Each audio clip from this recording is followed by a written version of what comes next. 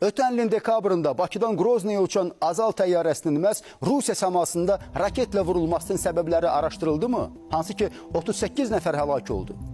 Rusiya tərəfi faciədən ötən müddət ərzində bir dəfə belə olsun açıq şəkildə rəsmən üzr istəməyi belə bacarmadı, yaxud özünə sıxışdırmadı.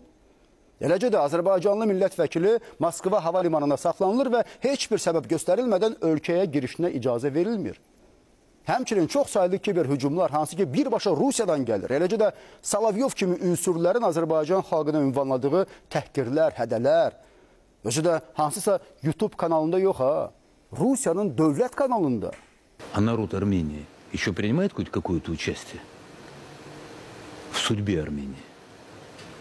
Или скоро постигнет та же участь, что постигла Арцах? Və bütün bunlarda azmış kimi Rusiyanın telegram kanalları da Azərbaycanın üzərinə hücuma keçir. İsrail-İran münaqişəsində ölkəmizin iştirakı barədə dezinformasiyalar yayır. Təsadüfdürmü? Əlbəttə ki, xeyr, kampaniyadır. Və bu kampaniyanın da başında birbaşa rəsmi Kreml, birbaşa Rusiya prezidenti Vladimir Putin durur.